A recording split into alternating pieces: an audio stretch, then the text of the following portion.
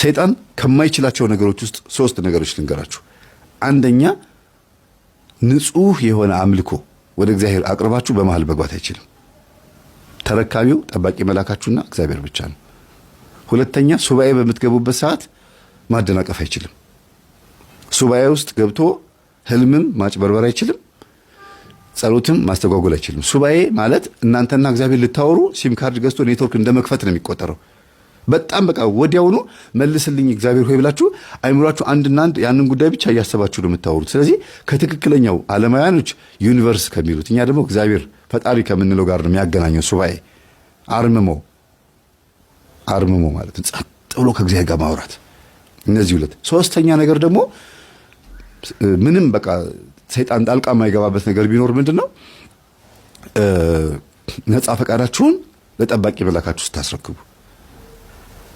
በነፃ ፈቃዳችሁ ተጠቅማችሁ እንደፈለጋችሁ ስትሆኑ አይደለም። ተረከበኝ በቃ በእኔ ላይ ስራብኝ፣ አገልጋይም ልሁን ምንም ልሁን በቃ ነፃ ፈቃዴን ሰጥቻለሁ አንተ እኔ ላይ እንደፈለግ ስራ ስትሉት በፍጹም ሰይጣን መስራት አይችልም። እዛ ላይ የተረከባችሁ ማን ስለሆነ? መልአክ ስለሆነ። በተዘዋዋሪ መንገድ የስለት ልጅ ከሆናችሁ ማለት ነው፣ ለእግዚአብሔር የተሰጣችሁ ከሆናችሁ ማለት ነው። ሁልጊዜ ባህሪያችንን፣ ጸባያችንን፣ ሁሉ ነገራችንን መንፈሳዊ ህይወት ውስጥ እንክተተው። መንፈሳዊ ህይወት ውስጥ የሆነ ባህሪ፣ ጸባይ፣ አኗኗር ዘይቤ አጠቃላይ በሙሉ ኪሳራ የለውም፣ ፍሬያማ ነው የምንሆነው። እና አንዳንዴ የሆነ ነገር ሲዘጋጋባችሁ የሆነ የምትስቁበት ደስ የሚል ነገር ሊመጣ ነው ማለት ነው። ብዙ ጊዜ የሆነ ነገር ቁልፍልፍ፣ በተለይ ወደ እግዚአብሔር ስትቀርቡ ሁሉ ነገር ትታችሁ ንስሐ ስትገቡ የሆነ ነገር ከእጃችሁ ላይ ጥፍትፍት ካለ አዲስ ነገር ሊሰጣችሁ ነው ማለት ነው። የአብርሃም በረከቶቹ እንግዶቹ ነበሩ። የሚመጡት የሚበሉት እንግዶች ነበሩ። ፍጡር የሆኑትን እንግዶች ሰይጣን ሲያሳጣው ፈጣሪ ራሱ መጣ። የአዳምም ህይወት እንደዛ ነው። ባይዘው እዚህ ውስጥ የክርስቶስ መወለድ ትርጉም አለው። አዳም በሰይጣን ተታሎ ችግር ውስጥ ሲገባ ክርስቶስ ተወለደ አይደል? ሰይጣንም አሁንም እንደገና አብርሃም ቤት እንግዶች እንዳይመጡ ፍጡራን የሆኑት ሰዎች ሲከለክልበት ራሱ ፈጣሪ ሰው ሆኖ መጣ። እናንተ ውስጥ ያለው እምነት አንዳንዴ እንዲታወቅና ጎረቤትም ዘመድም በእናንተ እምነት ቀንቶ ወደ እግዚአብሔር እንዲመጣ እናንተን ጠንካራ አድርጎ በእናንተ ህይወት ቻሌንጅ ሰው እንዲማር ሊያደርግ ይችላል እግዚአብሔር አንዳንዴ። እና ባህሪያችሁን ማስተካከል የሚጠቅመው ለራሳችሁ ነው። ትሁት መሆን የሚጠቅመው አብርሃም እኔ አመድ ነኝ ብሎ ትሁት ስለሆነ ነው ሀብታም የሆነው። እንደገና ስላሴ መጥተው ቤቱን የጎበኙለት እኔ አመድ ነኝ ስላለ ነው። እኔ አመድ ነኝ አለ፣ ትቢያ ነኝ አለ። ቅዱስ ጳውሎስ እኔ ጭንጋፍ ነኝ አለ። ጭንጋፍ ማለት 7 ወር ያለ ጊዜ የተወለደ ልጅ ማለት ነው። 7 ወርም ሳይሞላ 7 ወርም ሞልቶ ጭንጋፍ ይባላል ብዙ ጊዜ እንደዚህ አይነት ልጅ። ንጉሥ ዳዊት ደግሞ እኔ ትል ነኝ አለ። ብዙ ጊዜ ይነገራል። ቅዱሳን አባቶቻችንም ይናገራሉ። እኔ ኃጢአተኛና በደለኛ ነኝ፣ ቆሻሻ ይላሉ። ግን ጸጋቸውን አስቡት በዚህ ህይወታቸው ውስጥ። ስለዚህ እግዚአብሔር እኛ ውስጥ እንዲያድር ሆነን ስንኖር ይመጣል፣ ይጎበኝናል። አለበለዚያ የፈለገ ቄስ ብናመጣ፣ የፈለገ ቤቱን ጸበል ብናስርጭ፣ የሚያጠምቁ አባቶች ጋር ብንሽከረከር፣ ግንባራችንን በመቁጠሪያ ወይም በእጃቸውን በምንም ቢመቱ ምን ቢሉንም ፍንክች የለም፣ ፍንክች የለም። መጀመሪያ ልብን ውስጥን ማጽዳት ማስተካከል ያስፈልጋል።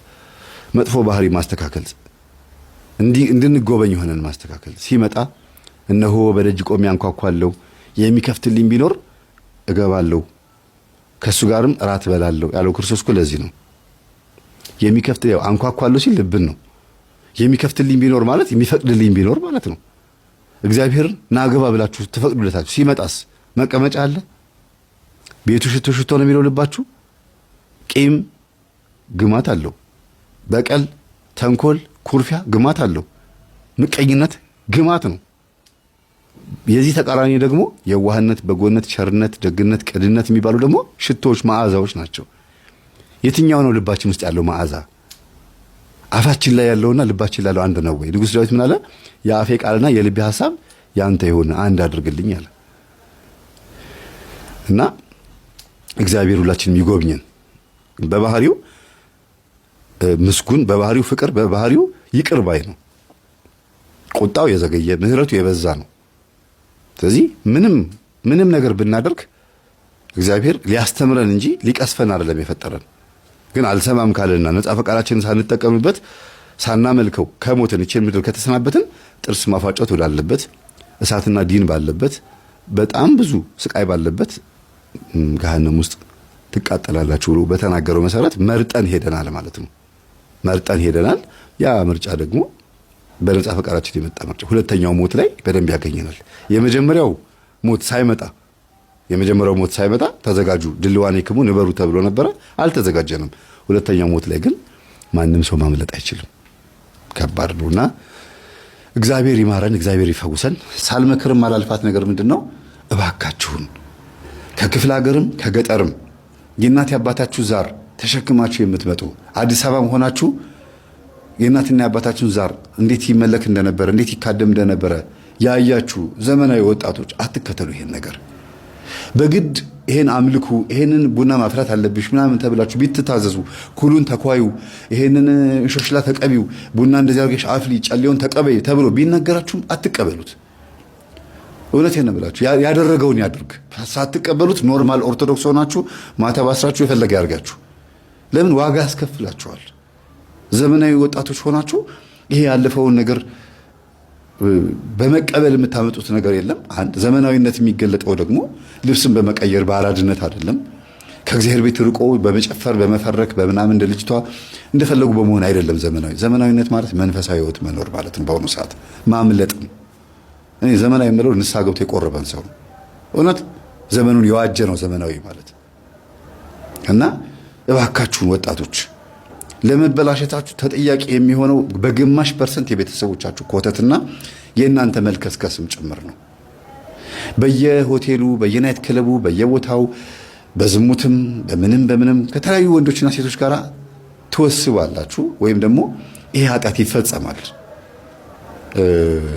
እንግዲህ እኔ ይሄን ህይወት ስላልኖርኩት ነው እንወስባለን ብዬ ማልናገረውና ይሄንን ስታደርጉት ይጋባል መንፈስ። የሆነ ዱርዬ የሆነ መጥቶ ካንቺ ጋር ፍቅር ሲይዘው አሪፍ ልጅ ነው እኮ ጸባዩ ቆንጆ ልጅ ነው ምናምን ብለሽ ከሱ ጋር ሩካቤ ስትፈጽሚ ጥሩ ልጅ ሊሆን ይችላል። የሱ መንፈስ ግን አንቺ ጋር ይጋባል። እሱን ዱርዬ ያደረገው የቤተሰቦቹ የዛር መንፈስ አንቺ ጋር ይመጣል። ጽንስ ያስወርዳል፣ ሾተል ይሆናል። ስታገቢ ይበቀልሻል። ዲፎርም ወይም ቅርጽ አልባ የሆነ አንድ ሼፕ የሆነ ልጅ ይወለዳል። ትዳርሽ ጥያቄ ምልክት ውስጥ ነው የሚሆነው። የጸና ነገር አታገኝም። ያሳለፍሽውን ህይወት አስቢና በአንቺ ህይወት ውስጥ በዝሙትም በፍቅርም በተለያየ መዳራትም በፓርቲሲፔት ያደረጉ ወንዶችን ወይም በአንተ ህይወት ውስጥ የገባቸውን ሴት አብራህ ከአንተ ጋር ብዙ ላይፍ ውስጥ የገባችን ሴት አስብና ዛሬ ላይ ትዳርህ ላይ ምን እንደገጠመህ አስበው። ብዙ ነገሮች ውስጥ ብትገባ አንድ ነገር ላይ የምታርፈው እሱ ምንድነው? የመናፍስት ተጠቂ ሆነናል። ለመውደቃችን፣ ለመክሰራችን፣ ለመበላሸታችን፣ ለሃይማኖት መክዳታችን፣ ለእያንዳንዱ ጥፋቶቻችን ተጠያቂ የሚሆኑት 90% መናፍስት ናቸው። ሰው የራሱ የሆነ ጥፋተኛ ሊያደርገው የሚችለው ከባድ የሆነ ክፉ ሰው ሆኖ አልተፈጠረም። ሰው ደግ ነው። ሰው የዋህ ነው። 7 ሀብታት የተሰጡት ከነጻ ፈቃድ ጋር የተቀበለ ሀብታም ባለጸጋ የዚህ ምድር ንጉስ ነው። ሰው በነጻ ፈቃዱ ተጠቅሞ ክፉ ቦታ ላይ ይውላል ብዬ አላስብም። ከመጀመሪያው ጀምሮ ግን የቀደመው ጠላት የአባታችን የአዳም ጠላት የሆነው ጋድራኤል የሚባለው ያ በእባብ ላይ ተመስሎ በእባብ ላይ ተደብቆ የመጣው መንፈስ ዛሬም በሚያማምሩ ነገሮች ተደብቆ እየመጣ እየጣለን ያለው። ለዚህ ነው እኮ ጥንተ ጠላት የተባለው። ሰው በፈቃዱ ተጠቅሞ ከሚያጠፋው ጥፋት ይልቅ ዲያብሎስ ተከታትሎን የሚጥለን ነገር ስለሚበዛ እኮ ነው ጥንተ ጠላት የተባለው። የአዳምና ሔዋን ከገነት መውጣት ምክንያቱ ማን ነው? ዲያብሎስ ነው። ለዕፀ በለሱ መብላት ምክንያት ማን ነው? ዲያብሎስ ነው። ከእግዚአብሔር ጋር ለመጣላታችን ምክንያት ማን ነው? ዲያብሎስ ነው። ኢየሱስ ክርስቶስ መጥቶ እስኪወለድ አምላካችን ሆኖ ይህች ምድር እስኪዋጃት ድረስ ዓመተ ምሕረት እንዲመጣ ምክንያት የሆነው እኮ የሆነው እኮ።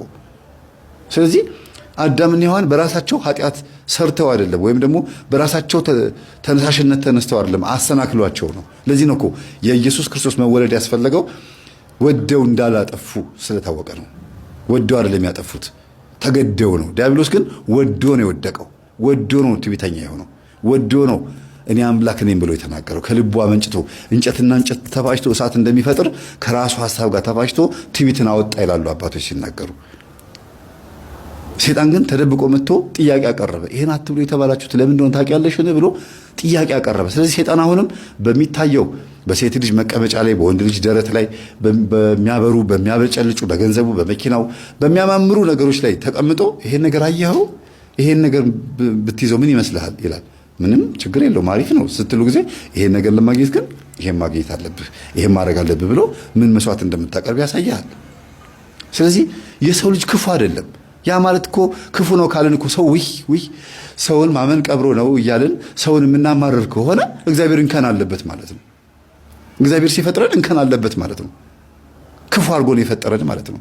ከሰይጣን የባሰ ለሰይጣን ተንኮል የምናስተምር አድርገን ራሳችን የምንመለከት ከሆነ እግዚአብሔር ችግር አለበት ማለት ነው። እንደዚህ መሆን የለበትም። እግዚአብሔር ምንም አይነት እንከን የለበትም።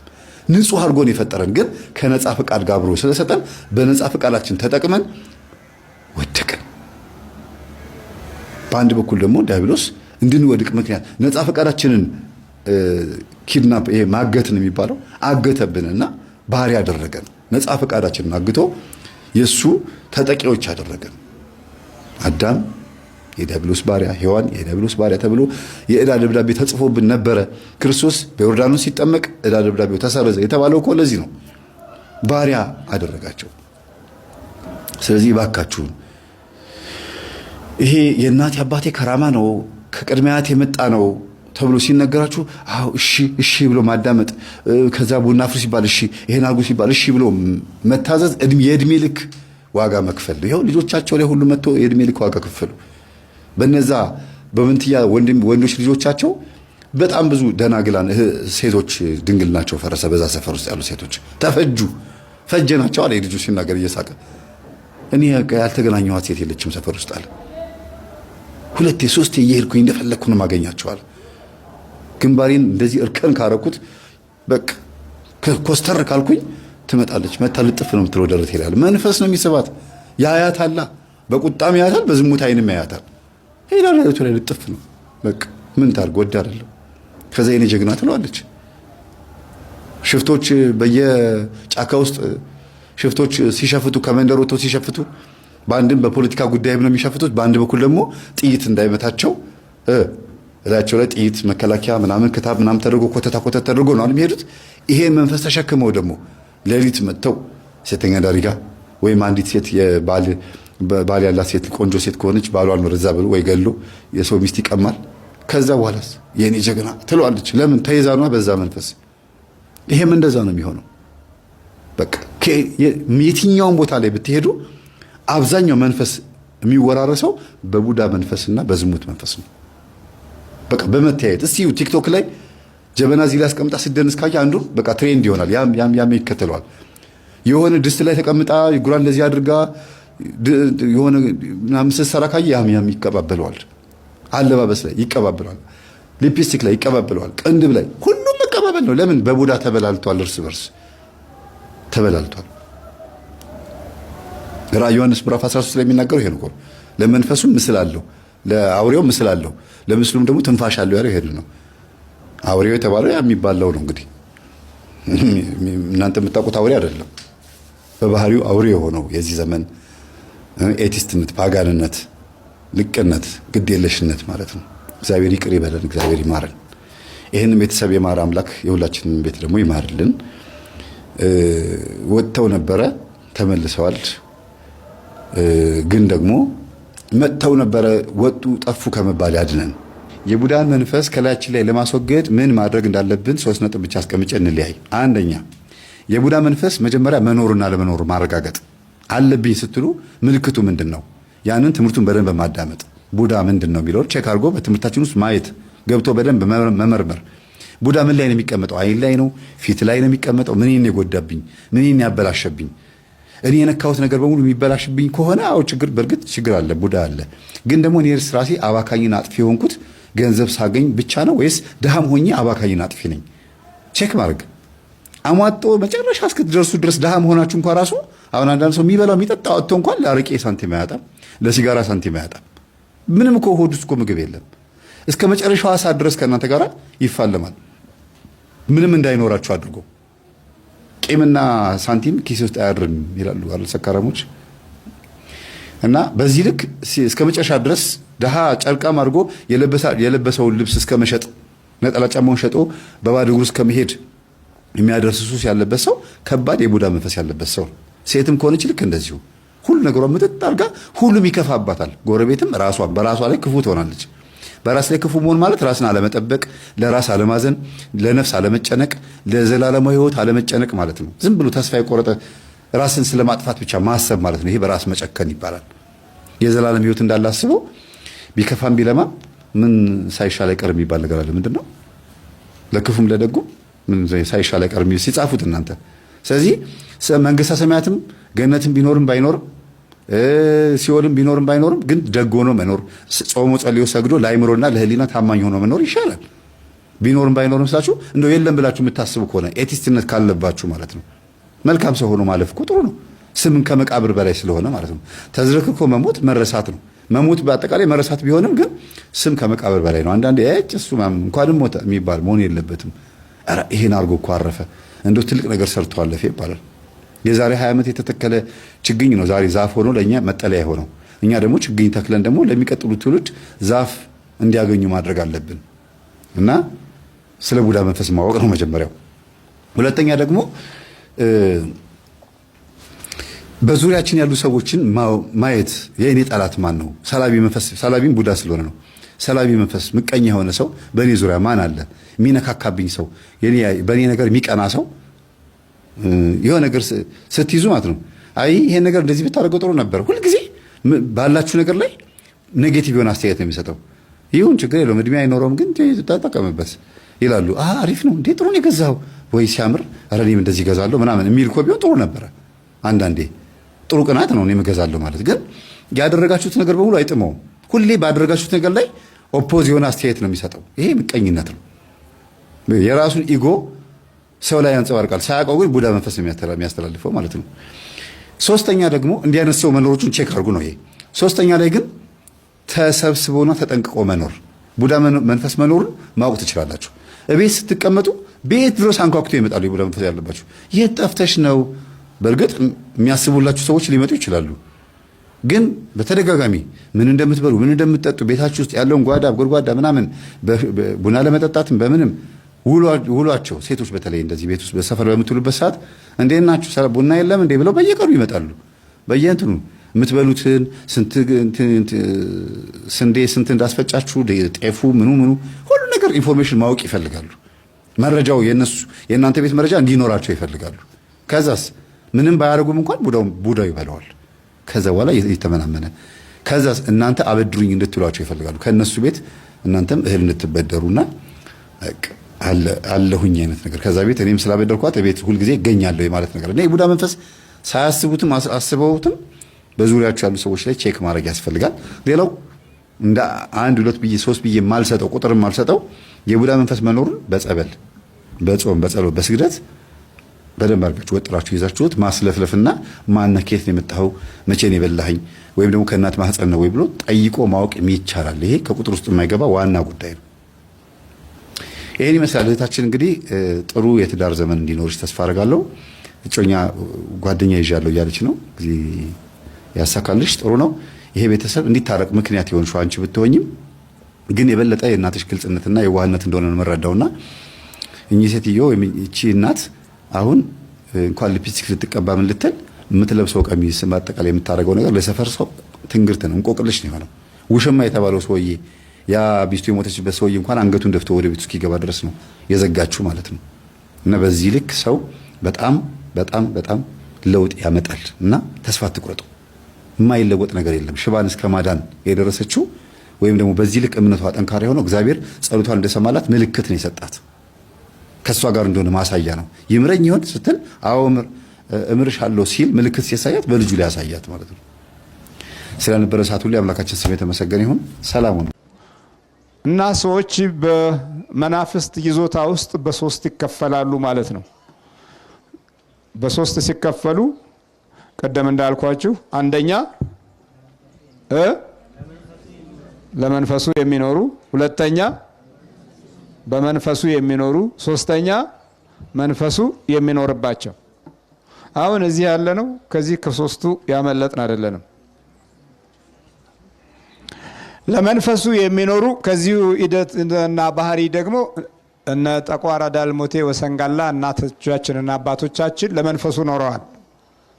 ሲኖሩ እንዴት ነው የኖሩት? እየገበሩት፣ የሚፈልገውን እየሰጡት፣ እያረዱለት፣ ደም እያፈሰሱ ከዚህ ደግሞ ያለፈ ክፋቱና ተንኮሉ እንደዚህ ያሉ ነገሮች ውስጥም እየገቡ መንፈሱ በሚያዛቸው ክፉ ድርጊት ውስጥ ራሳቸውን አሳልፈው ሰጥተው የሚኖሩ አሉ። እነዚህ ለመንፈሱ የሚኖሩ ናቸው። በሰዎች ሕይወት መንገድ ውስጥ ብዙ እንቅፋቶችን ይፈጥራሉ ማለት ነው። ለምሳሌ ዛር ያለባት እናት በልጆቿ ሕይወት ላይ እድለቢስ የመሆን እጣው በጣም ሲሰፋ አካላዊ ግንዛቤ እንጂ ውስጣዊ የሕይወት ግንዛቤ የላትም። አካላዊው ግንዛቤው ራበው ጠገበ፣ ተጠማ ጠጣ፣ ተራቆተ ለበሰ፣ በቃ ይሄ ነው አካላዊ ግንዛቤ ነው። መንፈሳዊ ግንዛቤ ላይ እንኳን የወለደችው ቀርቶ በመንፈሳዊ ተቋም እድሜያቸው ረዘም ያለ ሰዎች እንኳን ግዴለሾች ናቸው። ምንም እዚህ ውስጥ አይገባቸውም። ስለዚህ ለመንፈሱ የሚኖሩ ሰዎች እጅግ በጣም ብዙ አይነት ናቸው። መድኃኒታችን ኢየሱስ ክርስቶስ ከሚፈልጋቸው አንዱ እንዲህ አይነቶችን ስቃያቸው እንዲቆም የሕይወትና የውስጥ ነፃነት እንዲያገኙ የእግዚአብሔር አምላክ ልዩ ፍቅር ነው።